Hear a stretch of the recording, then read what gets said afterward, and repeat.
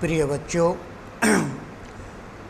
Vidya Bharati Muzaffarnagar YouTube channel में आप सभी का स्वागत है। मैं प्रयाग सिंह, आचार्य लाला जगदीश प्रसाद सरस्वती विद्या मंदिर, inter college, Jansath road, Muzaffarnagar. प्रिय बच्चों, आज हम आपको विषय सामाजिक विज्ञान कक्षा 10 उप विषय भूगोल पाठ 5 खनिज संसाधन पढ़ाएंगे। प्रिय बच्चों, क्या आपको मालूम है कि पालक, बथुआ जैसी अनेक साग सब्जियों में लोहा, तांबा जैसे बहुत से खनिज मिलते हैं। हमारे शरीर के लिए तथा सभी जीव जंतुओं के लिए बहुत ही आवश्यक हैं। आपने अपने घर पर घरेलू वस्तुओं में चाकू, कैंची, बर्तन, पेचकस, साइकिल, हथौड़ा आदि ऐसे अनेक यंत्र देखे होंगे। इनके साथ ही रेल इंजन, रेल पटरी, मोटर गाड़ी, तलवार, अस्त्र शस्त्र भी देखे होंगे। आपने कभी सोचा है कि ये वस्तुएं कहाँ से और कैसे मिलती हैं? तो इन वस्तुओं को तैयार करने के लिए सामग्री कहाँ से और कैसे प्राप्त होती है? आइए जानें। वर्तमान समय में खनिज किसी भी देश के लिए बहुत ही मूल्यवान प्राकृतिक संसाधन होते हैं। किसी भी देश के आर्थिक विकास में खनिजों का विशेष योगदान होता है। यह खनिज धरातल के ऊपर और धरातल के नीचे दोनों ओर से हमें प्राप्त होते हैं।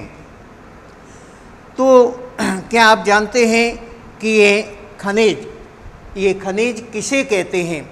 खनिज जो हैं किसे कहते हैं? यानी वे पदार्थ जो धरातल से खोदकर निकाले जाते हैं उन्हें खनिज कहते हैं।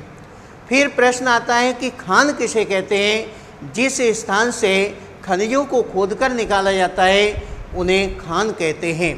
इसके बाद अयस्क क्या है? अयस्क मतलब वे कच्चे पदार्थ जिनके साथ धूल, मिट्टी, अनेक तत्व मिले रहते हैं, उनको हम खनिज कहते हैं। अब बात आती है कि आपने कभी ये देखा होगा कि गांधी जी के दाढ़ी नमक यात्रा आंदोलन को पढ़ा होगा। मेरे बच्चों, गांधी जी ने 1931 ईस्वी में साबरमती आश्रम से लेकर के डांडी तक यात्रा की थी और डांडी नामक स्थान पर उन्होंने समुद्र के जल को सुखा करके बड़ी मात्रा में उन्होंने समुद्र से नमक बनाया था और नमक कानून को तोड़ा था। अब आप जान गए होंगे कि हमें नमक कहाँ से प्राप्त होता है। तो आपका उत्तर होगा कि ये नमक हमें सागर से प्राप्त होता है।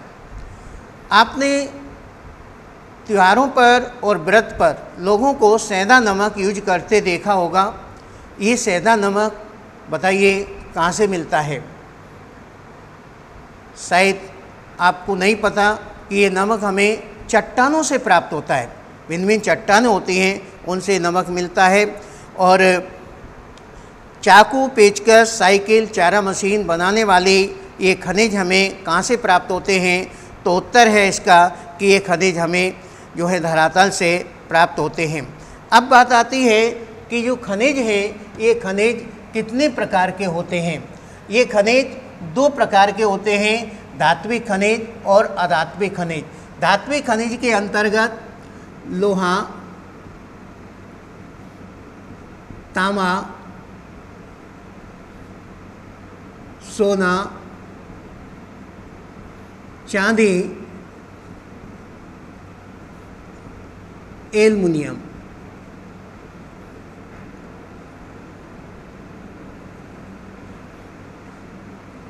ये धातुएं हमें विशेष रूप से ये धात्विक खनिज कहे जाते हैं, जिनमें धातुओं के अंश होते हैं।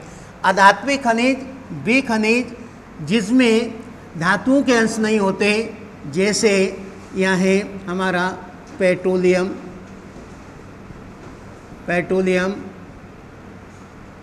कोयला, पेट्रोलियम कोयला, अभ्रक,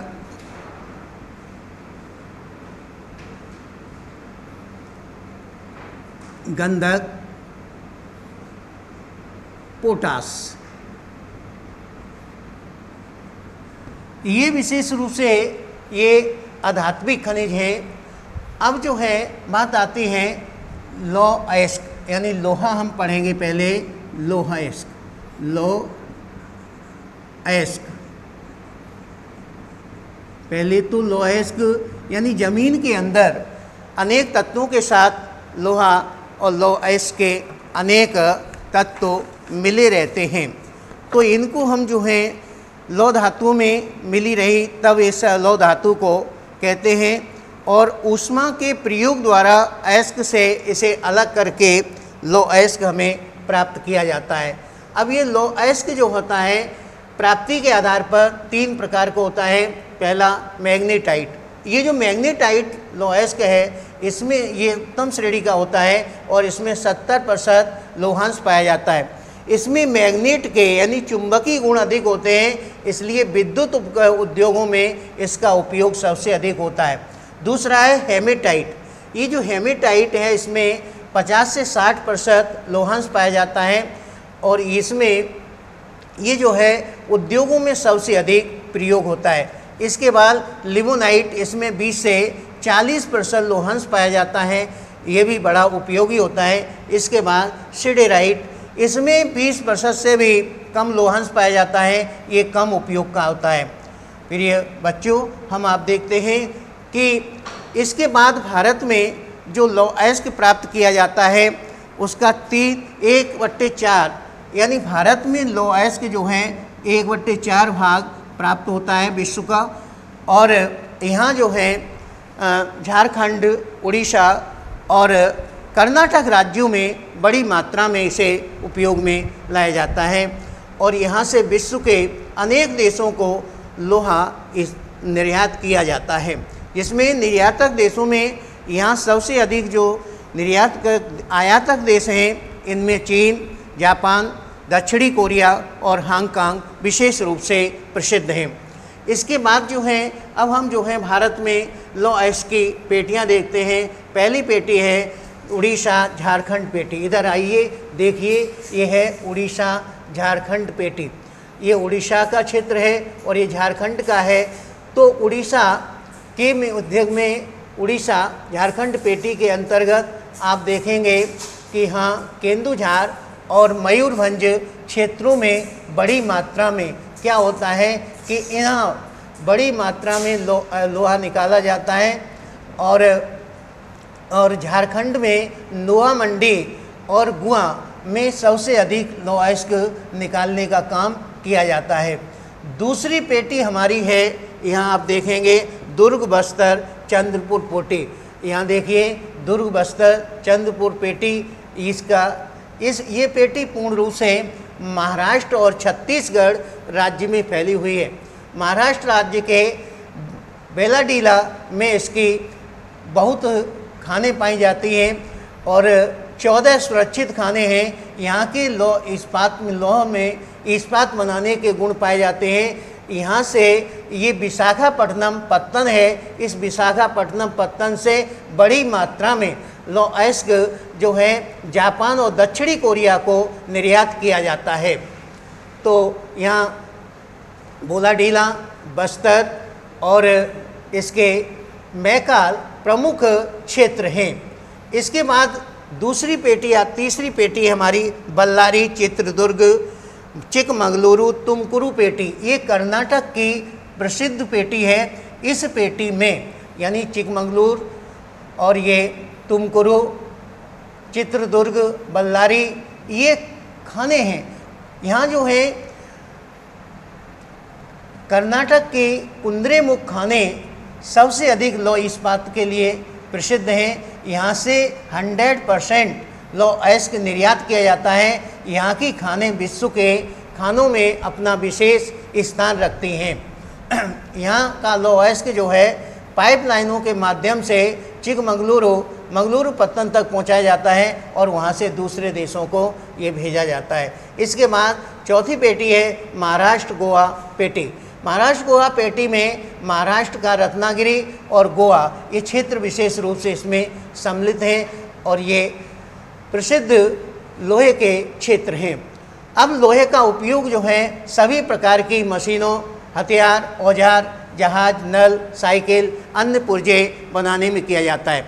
जिस देश के पास अयस्क का विशेष महत्व होता है कि जिस देश में लोहा अधिक होता है उसका सभी लोहा मानते हैं। इतना ही नहीं, जिस देश के अंतर्गत नागरिकों को लोहा खरीदने के लिए सोना भी बेचना पड़ता है, तो वर्तमान समय में जिस देश में जितना अधिक लोहा होता है और लोहे के साथ साथ वो जितना अधिक अपना औलाद बनाना भी जानता है, तो विश्व के सारे देश उसका लोहा मानते हैं।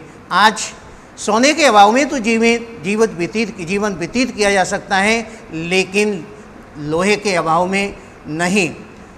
इसके बाद अगला हमारा आता है बॉक्साइट। बॉक्साइट ये देखेंगे, ये बॉक्साइट है। तो इस बॉक्साइट को पहले समझ लीजिए। आपने अपने घर में एल्युमिनियम के बर्तन देखे होंगे।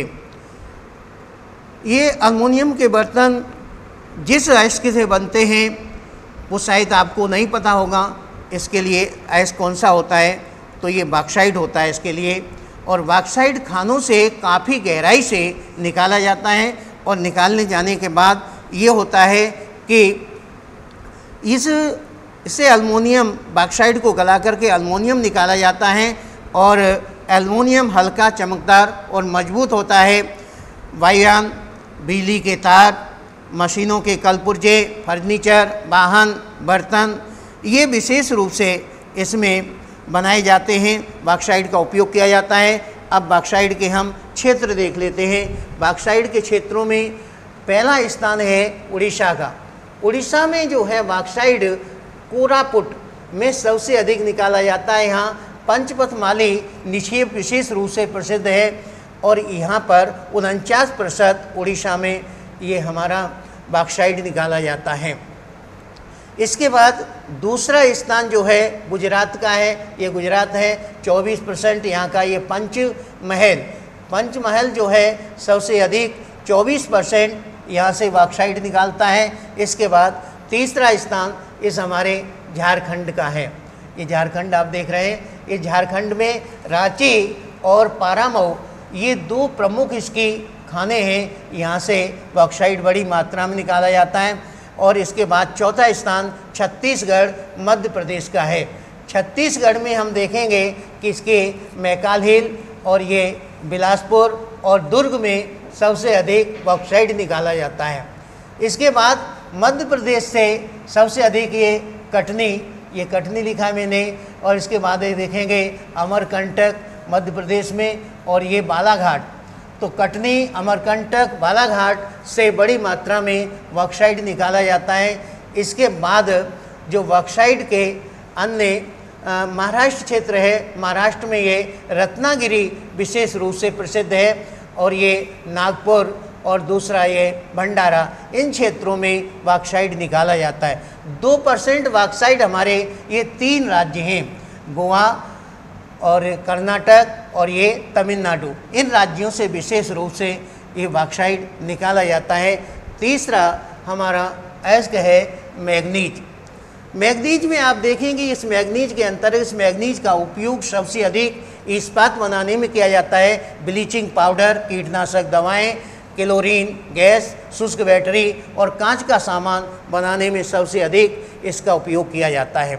आप देखेंगे कि यहाँ पर सबसे अधिक जो है इसके प्रमुख जो क्षेत्र हैं उन क्षेत्रों में आप देखेंगे कि हमारा पहला स्थान छत्तीसगढ़ और मध्य प्रदेश का है। ये हमारा छत्तीसगढ़ है, छत्तीसगढ़ और ये मध्य प्रदेश। छत्तीसगढ़ में आप देखेंगे कि इसमें से राजनांदगांव और दुर्ग में सबसे अधिक मैग्नीज निकाला जाता है। मध्य प्रदेश में जो मैग्नीज निकाला जाता है उसमें जबलपुर, बालाघाट, छिंदवाड़ा ये प्रसिद्ध इसके क्षेत्र हैं। इसके बाद दूसरा स्थान हमारे इस महाराष्ट्र का आता है। महाराष्ट्र में ये नागपुर है और ये हमारा भंडारा है। इस क्षेत्र से मैग्नीज जो है 25% निकाला जाता है। 25% ही मैग्नीज हमारे इस उड़ीसा से निकाला जाता है। ये देखेंगे उड़ीसा से ये 25% यहाँ निकालता। उड़ीसा में मयूरभंज, केओंझर और बोनाई ये इसके प्रमुख क्षेत्र हैं। इसके बाद कर्नाटक में ये 11%, ये कर्नाटक है। इसकी शिमोगा प्रसिद्ध खान है, यहाँ सबसे अधिक 11% कर्नाटक से निकाला जाता है मैग्नीज। इसके बाद 5वां स्थान आता है आंध्र प्रदेश का। ये हमारा आंध्र प्रदेश है, इसमें बल्लारी और सिंदूर 2 प्रमुख खाने हैं, तो ये 10% निकाला जाता है। 2% हमारा जो है ये अधिक मात्रा में जो निकाला जाता है उसमें ये देखेंगे आप राजस्थान है, और ये झारखंड में सिंह भूमि है, और इधर ये गुजरात। इन क्षेत्रों में विशेष रूप से ये गोवा, तो ये अन्य क्षेत्रों के अंतर्गत आते थे। ये विशेष रूप से मैग्नीज वितरण के क्षेत्र थे। अब आप देखेंगे तांबा जो है ये क्या है। ये तांबे का उपयोग आप समझेंगे कि ये तांबा जो है बड़ी मात्रा में निकाला जाता है। उपयोग भारत में तांबे का उपयोग प्राचीन काल से हो रहा है, और किंतु वर्तमान समय में बिजली के विकास के साथ तांबे का महत्व भी बढ़ गया है। आप देखेंगे कि बिजली का जितना विकास हो रहा है, तांबे का भी उसी स्पीड से बड़ी मात्रा में विकास हो रहा है, और ये मुलायम होता है। तांबे में जंग नहीं लगता, तांबा जो होता है उसमें जंग नहीं लगता, और इसे पीट करके कई रूपों में इसे बनाया जाता है। हमारे देश में तांबे का सर्वाधिक उपयोग जो होता है बिजली के तार, बिजली की छड़ें और बिजली की मशीनें बनाने में किया जाता है। इसके अतिरिक्त आप देखेंगे कि मोहरों, इंजनों के पुर्जे, घड़ियाँ, ताले, रेडियो, बल्ब, इनके बनाने में सबसे अधिक प्रयोग किया जाता है। तांबे को निकिल में मिलाकर के जर्मन सिल्वर बनाया जाता है, और टिन में मिलाकर के कांसा, और जस्ते में मिलाकर के पीतल जैसी धातुओं का निर्माण होता है। आप देखेंगे यहाँ जो ये तांबा है, इस तांबे का उपयोग आपने देख लिया कि बिजली के तार में होता है, बड़े छड़े बनाने में होता है, और मोटर इंजनों में होता है। इसके बाद हम आपको तांबे के प्रमुख क्षेत्र बताते हैं। तो ये तांबा जो है 50% जो है झारखंड राज्य से प्राप्त होता है, और झारखंड राज्य इस उत्पादन में प्रथम स्थान रखता है। इसमें मानभूमि और सिंह भूमि विशेष रूप से अपना स्थान रखती हैं। इसके बाद जो दूसरा स्थान है इस तांबे उत्पादन में, इस आंध्र प्रदेश का है। आंध्र प्रदेश में तांबा बड़ी मात्रा में निकाला जाता है। यहाँ से नेल्लोर, अनंतपुर में सबसे अधिक तांबा निकाला जाता है। तीसरा क्षेत्र हमारा ये राजस्थान का है। ये राजस्थान में तांबा जो है खेतड़ी के पास प्रसिद्ध प्राचीन काल की 73 किलोमीटर लंबी एक पूरी पट्टी के रूप में तांबा पाया जाता है। यहाँ जो है मौर्य शासन काल में बड़ी मात्रा में तांबा निकाला जाता है। इसके साथ साथ ये तो प्रमुख 3 क्षेत्र थे, लेकिन कुछ प्रदेश हैं जो तांबे को अधिक मात्रा में निकालते हैं, जैसे हमारा उत्तर प्रदेश। उत्तर प्रदेश में भी तांबा बड़ी मात्रा में निकाला जाता है। इसके साथ साथ आप देखेंगे ये पश्चिमी बंगाल, इस पश्चिम बंगाल में भी तांबा बड़ी मात्रा में निकाला जाता है।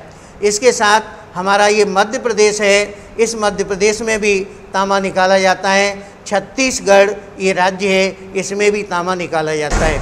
इसके साथ साथ आप देखेंगे कि ये हमारा कर्नाटक है, इस राज्य में भी तांबा निकाला जाता है, और ये गोवा है, यहाँ भी तांबा निकाला जाता है। केरल में भी तांबा निकाला जाता है। तो ये तांबे के प्रमुख हमारे उत्पादक राज्य थे। तो अब हम देखते हैं इसके बाद अगला खनिज हम लेते हैं सोना। प्रिय बच्चों, आज सोने को सभी लोग बहुत अच्छा मानते हैं। सोने के लिए लोग एक दूसरे की जान भी ले लेते हैं। तो यूँ कहिए सोना एक बहुमूल्य खनिज पदार्थ है। भारत में सोना कम मात्रा में पाया जाता है। संसार में कुल सोना उत्पादन का 1.5% भाग ही हमारे देश में निकाला जाता है। और भारत में सोने का उपयोग प्राचीन काल से धातुओं को बनाने में किया जाता है, सिक्के ढालने में किया जाता है। वर्तमान समय में सोने का उपयोग व्यापार में अधिक होता है। आज विश्व की अर्थव्यवस्था का लेन देन सोने के माध्यम से होता है। हम देखेंगे व्यापारिक दृष्टि से सोना बहुत महत्वपूर्ण है। संसार की विभिन्न देशों की मुद्राओं को परस्पर मूल्य सोने द्वारा ही निर्धारित किया जाता है। आप देखेंगे कि सोना जो है हमारे देश में कुछ क्षेत्रों में निकाला जाता है। हमारे देश में कर्नाटक, ये जो कर्नाटक है, इस कर्नाटक में जो है विशेष रूप से कोलार की खान सबसे अधिक 98% सोना यहाँ निकाला जाता है। इसके साथ चैंपियन और दुर्ग में सोना निकाला जाता है। ये नए विस्तार हैं। यहाँ से शिव समुद्रम क्षेत्र से बिजली बड़ी मात्रा में दी जाती है। इसके साथ साथ आप देखेंगे कि यहाँ बड़ी मात्रा में जो है सोना निकाला जाता है। 1956 ईस्वी में भारत सरकार ने इसका राष्ट्रीयकरण कर दिया था। इसके बाद तमिलनाडु में, इसके बाद दूसरा जो क्षेत्र है हम लेते हैं यहाँ जो सिक्किम राज्य है। इस सिक्किम राज्य के राज्य में सबसे अधिक सोना यहाँ भी निकाला जाता है। नया भंडार मिला है, 20 लाख टन सोना मिला है। ये डिगवो सोने का प्रमुख यहाँ केंद्र है। इसके बाद देश में जो सोना है तमिलनाडु में सलेम क्षेत्र में सोना पाया जाता है। और इसके बाद सोना जो है हमारा ये आंध्र प्रदेश है। आंध्र प्रदेश में सोना जो है रामनगर में पाया जाता है। तो ये भारत के सोना और तांबे के प्रमुख क्षेत्र थे। अगला खनिज है हमारा लास्ट अभ्रक उत्पादक क्षेत्र। आप देखेंगे अभ्रक क्या है, पहले इसे समझिए कि अभ्रक जो है प्रिय छात्रों, आपने होली के त्यौहार पर या अन्य त्योहारों पर अबीर और गुलाल को उड़ते हुए देखा होगा। अबीर और गुलाल के साथ एक अत्यंत चमकीला पदार्थ जो होता है वो उड़ता हुआ नज़र आता है, जिसमें नीला, काला, पीला अत्यंत चमकीला जो पदार्थ होता है उसे ही हम अभ्रक कहते हैं। अभ्रक उत्पादन में हमारे देश का जो है दूसरा पहला स्थान है। विश्व में 80% अभ्रक हमारे देश में निकाला जाता है। अभ्रक जो है एक परतों के रूप में चट्टानों में बड़ी मात्रा में समायोजित होता है। और ये हमारे देश में जो अभ्रक है उसकी विश्व में सबसे बड़ी मांग रहती है। विश्व के देश जो हैं सबसे अधिक मांग रखते हैं अभ्रक की। तो अभ्रक जो है बड़ा ही उपयोगी है। अभ्रक का जो उपयोग है वो बिजली, क्योंकि ये बिजली का कुचालक होता है, इसलिए बिजली के कारखानों में और मशीनों में और इसके साथ साथ अन्य वायुयान में, स्टोव बनाने में, रोगन में, औषधियाँ बनाने में, रेडियो बनाने में, रंग, बैटरियाँ और लालटेन और बिजली के सामान बनाने में सबसे अधिक अभ्रक का प्रयोग किया जाता है। अब जो ये अभ्रक है ये सबसे अधिक उपयोग में लाया जाता है। अब हम देखेंगे कि जो अभ्रक है वो उसके प्रमुख क्षेत्र हैं यहाँ बिहार और झारखंड। ये बिहार और झारखंड ऐसे क्षेत्र हैं जिसमें 60% अभ्रक इन्हीं दो राज्यों से निकाला जाता है। इसमें जो है हजारीबाग, झारखंड का हजारीबाग और बिहार का गया और मुंगेर, ये प्रमुख इसके केंद्र हैं। बिहार और झारखंड में क्या होता है कि सबसे अधिक मात्रा में अभ्रक निकाला जाता है। क्यों? क्योंकि अभ्रक यहाँ इसलिए अधिक निकाला जाता है, देश का सबसे अधिक अभ्रक यहाँ निकाले जाने के बाद झारखंड में, तो ये झारखंड है, इसमें तो 2/3 अभ्रक निकाला जाता है। देश के जितने अभ्रक उत्पादक कार्यों में लगे हुए मजदूर हैं वे मजदूर जो हैं अधिक मात्रा में लगभग 1.5 लाख जो हैं इन्हीं दो राज्यों में काम करते हैं। इसके साथ साथ जो मजदूर हैं अन्य दूसरे क्षेत्रों की तुलना में यहाँ ज़्यादा हैं और यहाँ उत्पादन भी सबसे अधिक होता है। तो बिहार और झारखंड सबसे अधिक अभ्रक का उत्पादन करता है। इसके बाद दूसरा हमारा जो क्षेत्र है अभ्रक का वो है हमारा राजस्थान। राजस्थान में 20% अभ्रक निकाला जाता है। यहाँ पर जो है राजस्थान के बेबर और अजमेर 2 प्रमुख क्षेत्र हैं, तो यहाँ से अभ्रक बड़ी मात्रा में निकाला जाता है। यहाँ के अभ्रक की बड़ी मांग रहती है। इसके बाद तीसरा क्षेत्र जो अभ्रक का है वो ये है कि विशाखापट्टनम ये प्रमुख क्षेत्र है और आंध्र प्रदेश का नेल्लोर और विशाखापट्टनम यानी 15% अभ्रक जो है हमारे ये राज्य निकालता है आंध्र प्रदेश। इस आंध्र प्रदेश में ये नेल्लोर सबसे प्रसिद्ध है। इसके साथ साथ हमारे देश में अभ्रक इन 3 क्षेत्र तो प्रमुख पेटी हैं। आपने देखा 60% बिहार और झारखंड में था और 20% राजस्थान में था और 15% ये कहाँ था, आंध्र प्रदेश में था।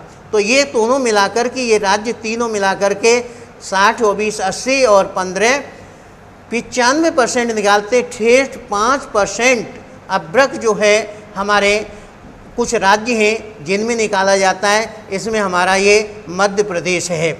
इसके बाद आप देखेंगे यहाँ ये हमारा कर्नाटक है और इसके बाद ये केरल है और ये तमिलनाडु है और इस तरह से ये कुछ राज्य थे जो अभ्रक बड़ी मात्रा में निकालने का काम करते थे। प्यारे बच्चों, आपने आज इस खनिज संसाधन को पढ़ा। आशा है ये खनिज संसाधन आपके जीवन में बहुत ही उपयोगी होंगे और आपके काम आएंगे। जय हिंद।